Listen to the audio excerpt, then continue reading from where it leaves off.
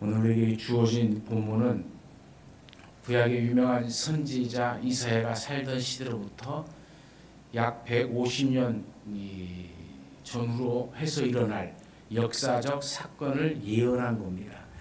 그 중심 내용은 하나님께서 고레스에게 하는 이방 통치자를 도구로 선민 이스라엘을 바벨론의 압제에서 해방시켜 구원할 사실을 기록한 것이죠. 오늘 본문은 인간의 눈으로는 도저히 이해할 수 없는 거대한 역사의 폭풍 속에서 만국을 통치하시는 여호와 하나님의 절대적 주권이 어떻게 나타나는지를 아주 웅장하게 선언하고 있죠. 이 고대 근동의 패권은 신바벨론 제국과 메대 제국 등이 나누어 가지고 있었습니다. 고레스가 태어난 페르시아 파사는 메대 제국의 조공을 바치던 변방의 작고 초라한 제후국에 불과했죠. 고레스의 아버지는 파르사의 왕 캄비세스 1세였고 어머니는 메대 제국의 총수이자 통치자였던 아스티아게스 왕의 딸 만다네라는 사람이었습니다. 근데 어느 날 이 외할아버지 아스티아게스 왕이 꿈을 꿉니다. 딸의 몸에서 나온 물이 아시아 전체를 뒤엎는 꿈을 꾸었고 또 딸의 몸에서 포도나무가 자라서 아시아를 다 뒤덮는 그런 꿈을 꾸었습니다. 점술가들을 통해서 이 꿈 해석이 무엇이냐라고 묻자 그 점술가들은 해석을 이렇게 합니다.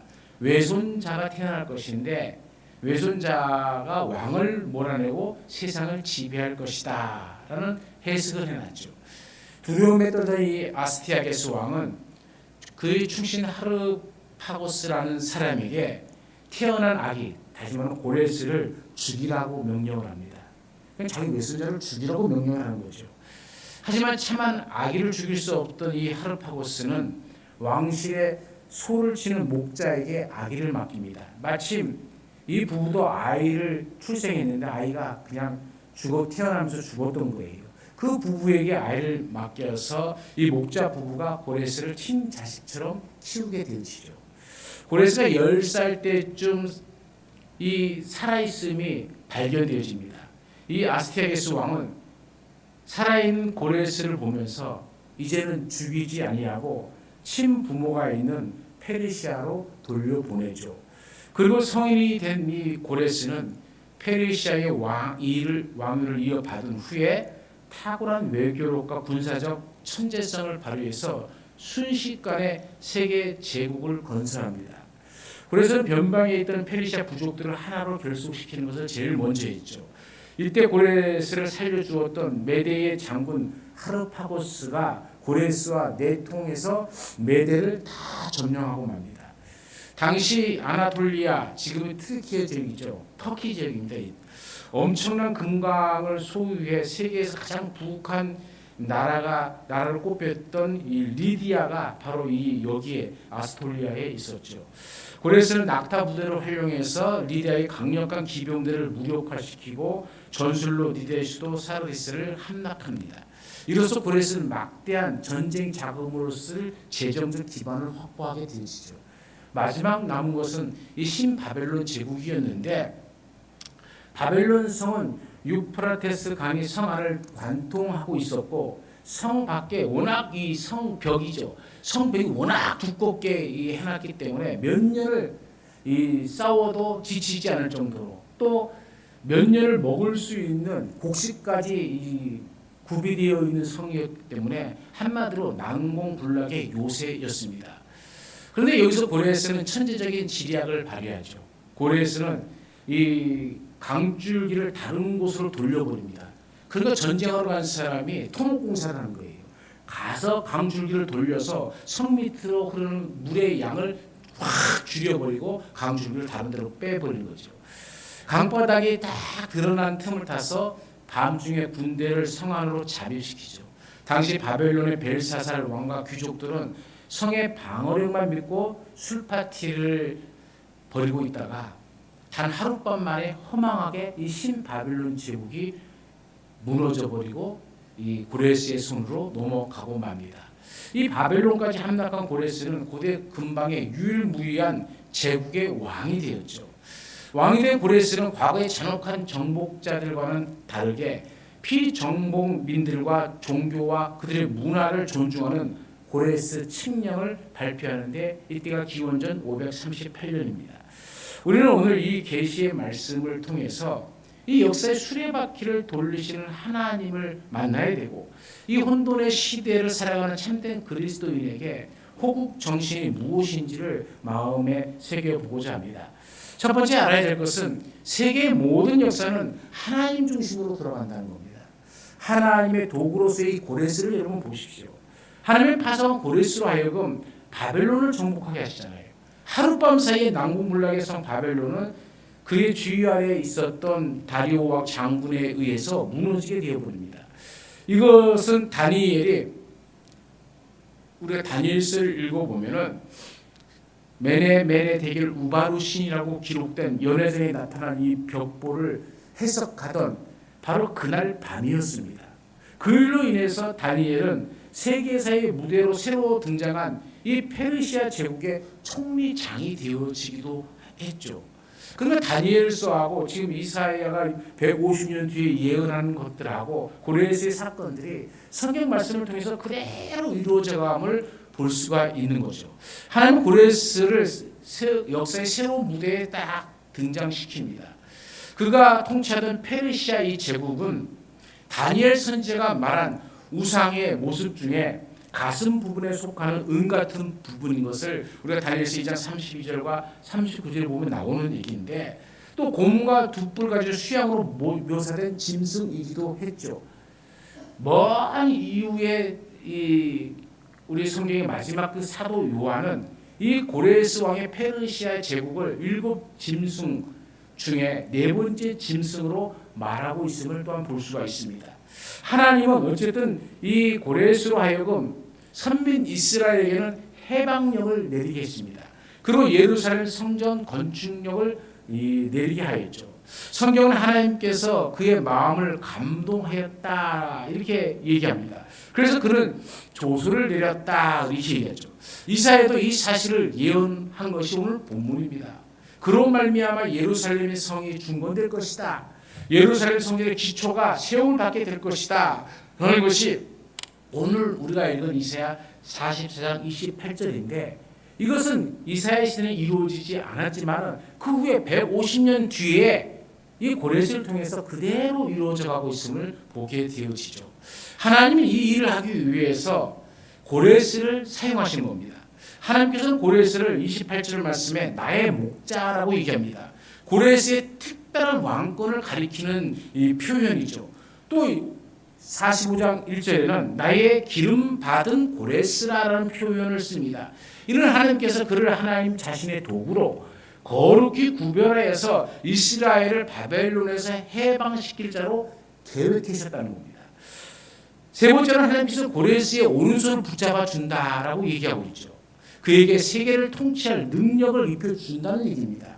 또 네 번째 볼 것은 그 결과 그는 여호와의 허리를 풀어버릴 것이라고 하죠. 그리고 열국의 군사력을 무력화시킬 버릴 강한 힘을 갖게 되어진다는 얘기입니다. 열국의 경관 성문들이 고레스의 공격을 받아서 방어의 기능이 다 마비되어 버릴 것이죠. 다뿐만 아니라 고레스의 정복력이 사방으로 뻗어가고 있음을 이전에 말하고 있죠. 여러 정복한 나라들에서 수많은 물질적 전리품들을 취하여 풍부하였을 것이라는 말도 씁니다. 그러면은 왜 하나님은 이렇게 고레스를 쓰시고 그에게 큰 복을 베푸십니까? 본문에는 그 분명한 이유를 말하고 있죠. 그게 4절 말씀입니다. 내가 나의 종 야곱, 나의 택한 이스라엘을 위하여 너를 지명하여 불렀나니 너는 나를 알지 못하였을지라도 나는 내게 칭호를 주었노라 라는 말씀입니다. 하나님께서는 고레스를 새 역사의 무대에 등장시킨 이유가 그 첫 번째가 선민 이스라엘의 해방과 구원을 위함이었다는 사실이죠. 이 일을 고레스 자신은 전혀 몰랐다는 겁니다. 다시 말하면 고레스와 하여금 바벨론을 정복케 하고 천하의 그림을 떨치게 하는 그 칭호, 그 명예, 그 부와 영화는 온전히 하나님 자신에 의해서 작정되어지고 진행되어져 가고 있다는 사실이죠. 온전히 선민 이스라엘의 구원을 위한 하나님 자신의 주권적 계획이요 역사였다는 사실입니다. 두 번째는 하나님의 뜻은 고레스를 통하여서도 계속됨을 보죠. 5절에 나는 여호와라 나 외에 다른 이가 없나니 나밖에 신이 없느니라 얘기합니다. 이 말을 반복하여서 강조하고 있죠. 6절 7절에 계속 나옵니다. 삼천하제의 절대적인 유일의 주권자 하나님께서 고레스의 허리에 띠를 동일 것이라고 얘기합니다. 이는 하나님께서 고레스에게 힘이 되어 주신다는 의미죠. 그리고 하나님께서 온천하 어디서든지 인류가 만나고 겪는 희비애락을 주장하고 있다는 사실도 알려주죠. 그것은 하나님 자신이 절대적 주권 의지의 산물임을 또한 얘기하고 있습니다. 하나님께서 역사 중에 고레스를 불러서 세계의 머리가 되게 하고 그의 오른손을 붙잡아주고 허리를 동여주고 세계를 정복해서 빛나는 명예와 부를 소유하게 하시면 결코 우연이 아니라는 것이죠. 우연이 아니라 이 말 속에는 고레스가 잘나서 그게 된 것이 아니라는 얘기도 포함되어집니다. 나의 목자라는 명예로운 칭호까지 하나님께서 주십니다. 하나님의 기름 받은 고레스를 구별시켜 주신 것은 결코 어떤 역사의 순환적 사건이 아니라는 얘기입니다. 고레스를 그렇게 지명하여 그 이방인 하나님을 알지도 못한 너는 나를 알지 못하였어도 하는 것처럼 그 알지 못한 이방인을 불러서 쓰시는 이유가 무엇이냐? 나 여호와가 이스라엘의 하나님인 줄 알게 하기 위함이다라고 3절에 얘기합니다. 하나님의 종 나의 택한 이스라엘 구원을 위해서 내가 나를 알지 못한 이것들을 들어서 이스라엘을 해방시키고 성벽을 짓게 하고 성전을 그 기초를 닦게 하겠다라는 계획을 고레스가 태어나시기 전 150년 전에 이미 하나님 계획을 세우시고 그 이름을 고레스라고 정확하게 이야기하고 있다는 겁니다. 그렇다면 고레스 바벨론 제국을 하룻밤 사이에 무혈 정복하게 하고 그에게 세계적인 패권의 통치가 되게 하는 것은 바로 선민 이스라엘의 운명을 바꾸어 놓기 위한 하나님의 구속적 섭리인 거죠. 바벨론 제국이 하나님의 주권 아래에 있다는 얘기입니다. 페르시아 제국이 또한 하나님의 주권 아래에 있다는 얘기입니다. 바벨론의 느부갓네살이 아니라 벨사살 왕도 하나님의 주권 아래에 있음을 이미 다니엘서에서 우리는 얼마든지 읽을 수가 있죠. 또한 새롭게 등장하는 이 페르시아 제국도 그리고 그 제국의 통치자와 통치권도 모두가 하나님의 주권 아래에 있습니다. 모든 존재와 세계의 역사와 그 역사의 흥망성쇠는 결코 우연이 될 수 없다는 얘기죠. 필연입니다. 맹목적이 아니라 목적적이라는 얘기입니다. 무의미의 반복인 역사의 순환이 아니라 그 내용을 듬뿍 지닌 그 의미의 역사가 있다는 얘기입니다. 변증법적 진화 과정의 역사가 아니라 창조적이고 섭리적인 하나님의 주권적 통치의 역사라는 것이죠. 허무가 아니라 실이요. 과거나 현재만의 역사가 아니라 미증유의 소망을 약속하고 있는 미래의 역사가 하나님의 주권 아래 있음을 이사야서를 통해서 우리에게 하나님은 선포하는 겁니다. 두 번째로 우리는 여기서 봐야 될 것은 기독교 호국에 참된 의미가 있다는 것을 봐야 됩니다. 호국이란 말은 문자 그대로 나를 지킨다라는 말이죠. 기독교 호국이란 말은 참된 기독교는 저들이 살고 있는 그 나라 곧 조국을 사랑하고 조국에 충성해야 한다는 말입니다. 뿐만 아니라 그리스도인들이 살고 있는 이 세상에서의 자기 조국을 지켜야 한다는 말이기도 하죠. 말하자면 애국하고 애민해야 한다는 말입니다. 조국의 번영과 안녕과 질서 그리고 평화를 위해서 호국 정신을 유감없이 발휘하는 자들이 되어져야 한다는 말이죠. 그 결정적인 이유가 너무나도 영적이기 때문입니다. 나라 혹은 국가라는 의미는 일정한 영토 안에서 독자적인 정부가 이 권력이 조직되어지고 거기에 백성들이 사는 정치적 공동사회이죠. 이런 나라를 사랑하고 호국하는 이유는 그 첫 번째가 그 기원이 하나님께로부터 왔기 때문입니다.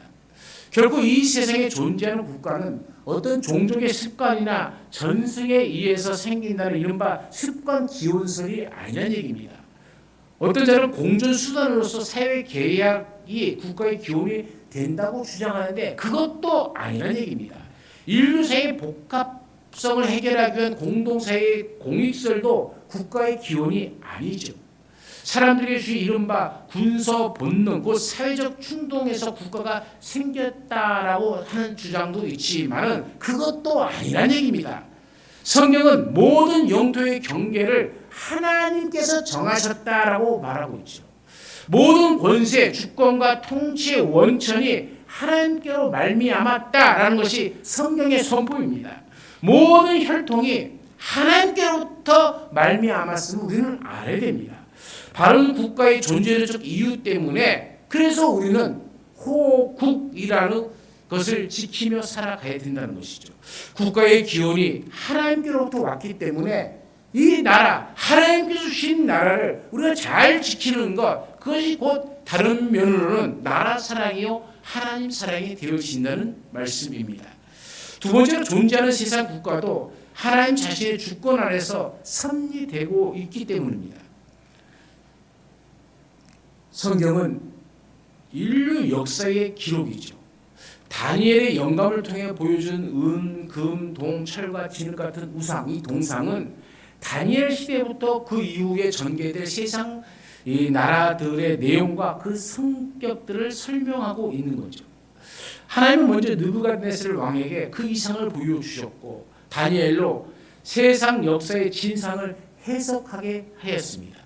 사도 요한도 전 세계사를 7마리 짐승으로 묘사하고 있었죠.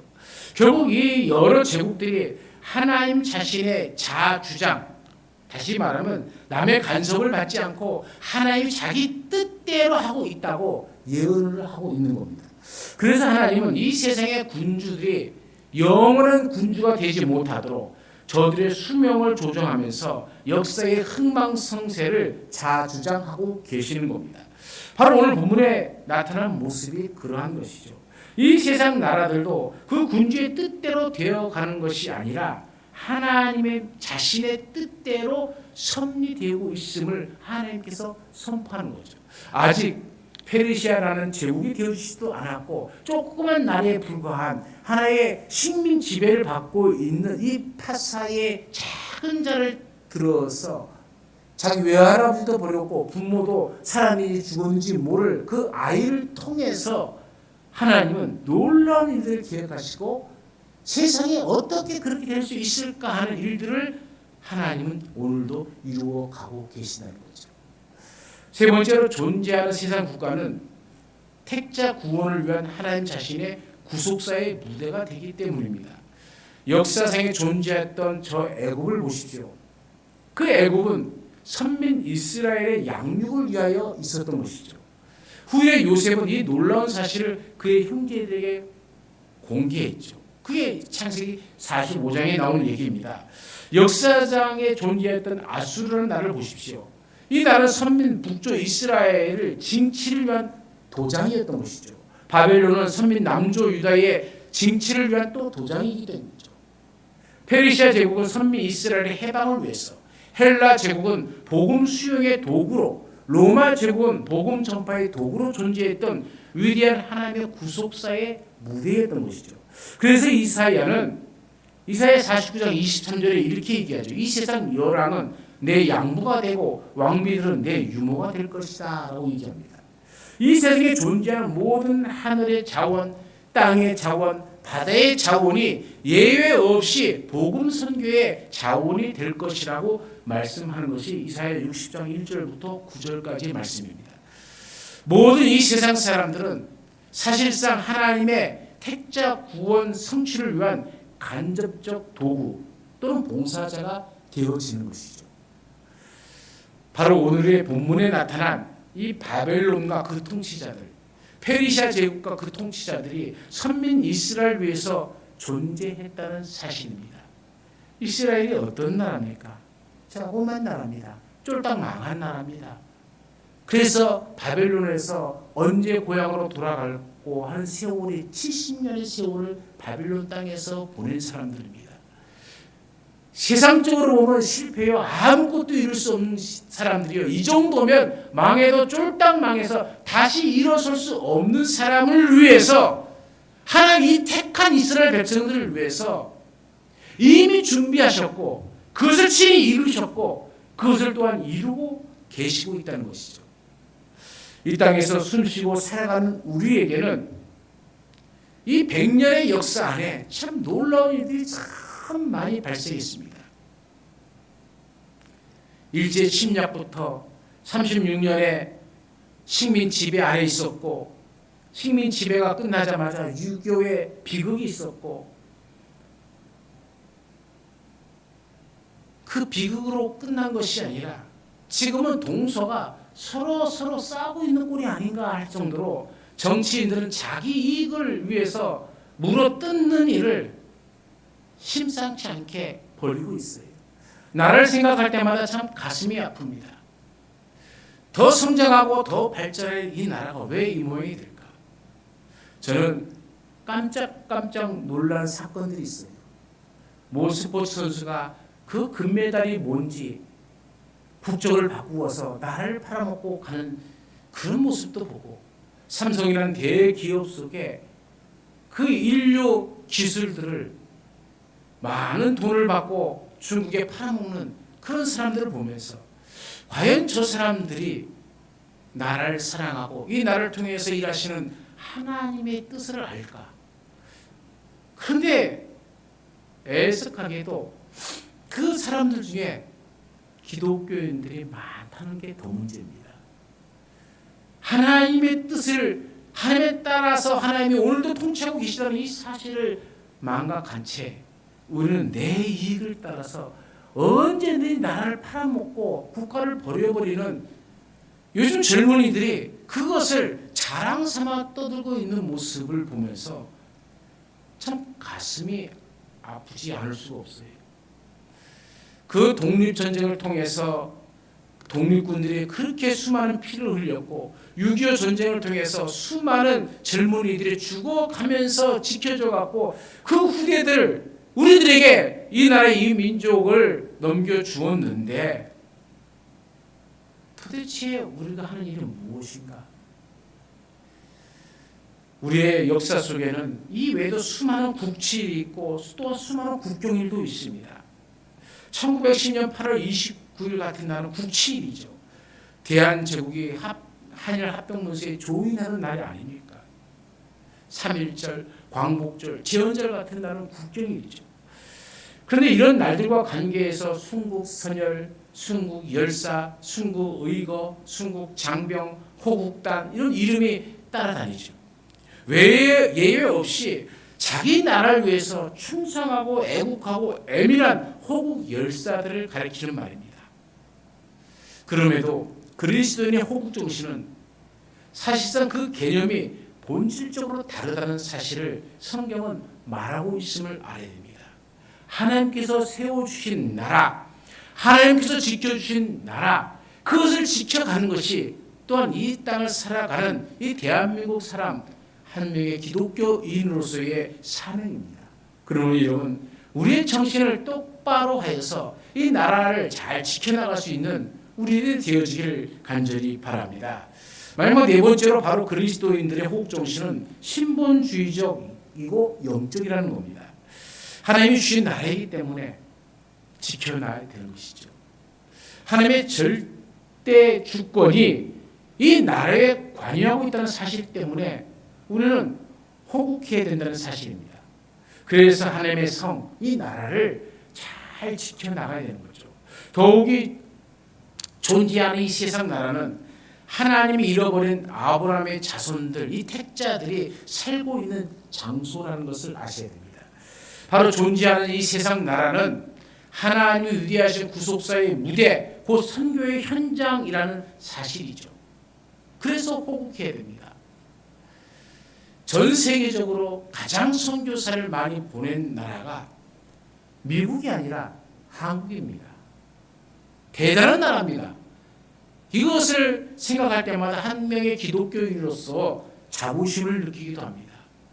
옛적에는 미국에 가장 선교사를 많이 보내는 그런 나라였는데 지금은 대한민국이라는 이 나라가 하나님이 이 나라를 얼마나 위대하게 쓰고 있는지, 그래서 세상 사람들 속에는 이 대한민국의 언어가 가장 가치 있는 언어가 되어졌고 가장 과학적인 언어가 되어졌고 유엔이 쓰는 7개의 이 언어 중에 그 이름이 대한민국 한글이 들어가 있다는 거예요. 얼마나 놀랍습니까?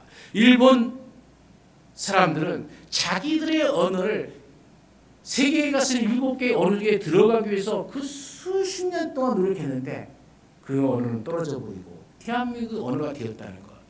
여러분, 이 모든 역사, 이 흐름에 누가 역사하고 계신다고 생각합니까?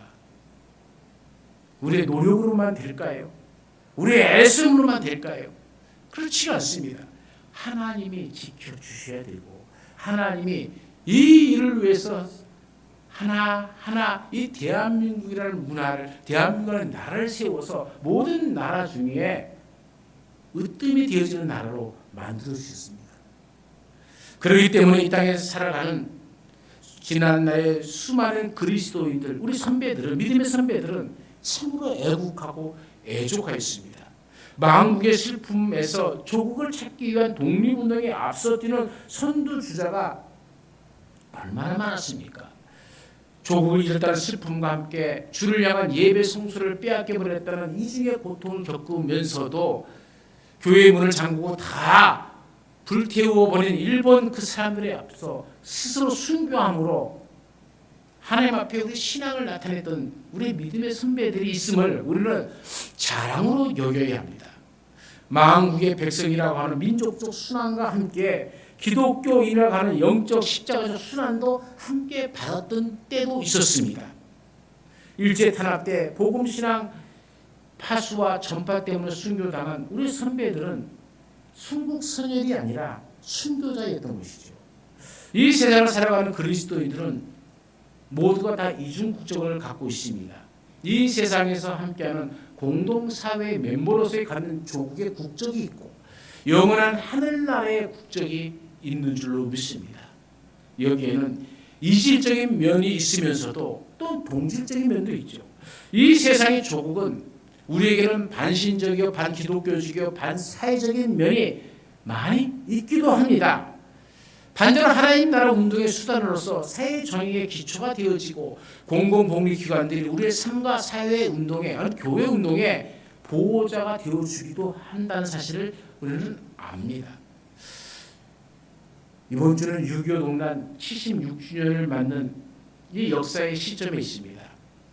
다시 한번 그리스도인과 호국이라는 이 말을 깊이 생각해 볼 시간 아니겠습니까? 하나님을 사랑하고 그 뜻대로 부르심을 받은 이 세상의 모든 참된 그리스도인들은 애국하고 애족하고 호국하는 마음으로 가득 차 있습니다. 왜냐하면 바로 이 호국하는 그 길이 복음 전파의 수단이기 때문이죠.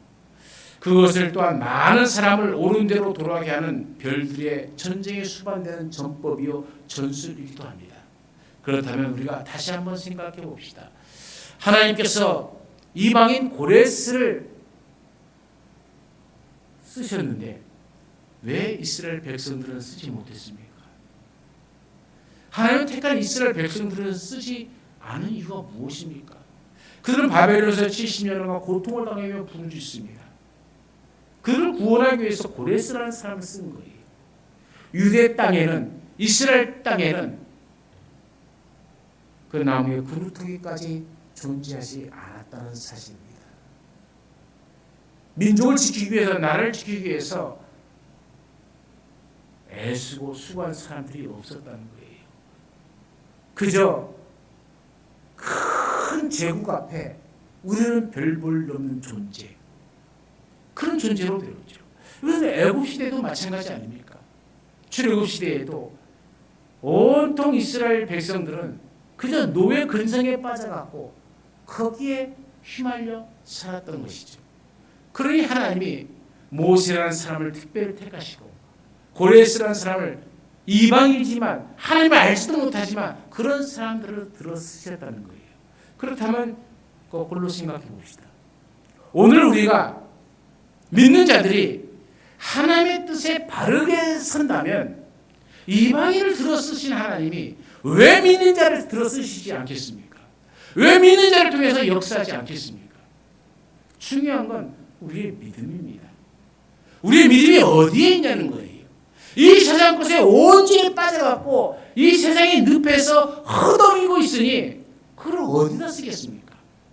그 늪에서 나와서 하나님 향해 부르짖고 하나님 향해 찾을 때에 하나님은 우리의 아버지가 되시고 우리의 하나님이 되셔서 나는 여호와다, 나는 여호와다, 나는 여호와다 3번이나 오늘 반복하신 이 하나님의 애탐을 우리는 얼마나 기억하고 있냐는 거죠.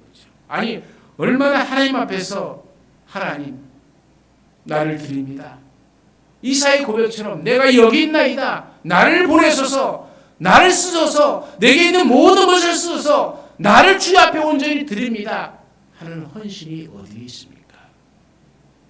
우리는 왜 하나님이 우리를, 우리 교회를, 우리 사회를, 이 나라 이 민족을 왜 쓰시지 않을까가 아니라 나는 지금 하나님 앞에 바로 서 있는가를 먼저 생각하고 오늘도 하나님 앞에 우리 자신이 바로 서서 온 우주를 주관하시고 통치하시고 계획하시고 이끌어가시는 하나님의 말씀 가운데 든든히 서서 흔들리지 않는 믿음으로 이 나라 이 민족을 위한 애국하는 하나님의 자녀가 하나님을 향해서 흔들리지 않는 믿음으로 나가는 신자 하나님의 자녀가 되어지시기를 간절히 축원합니다.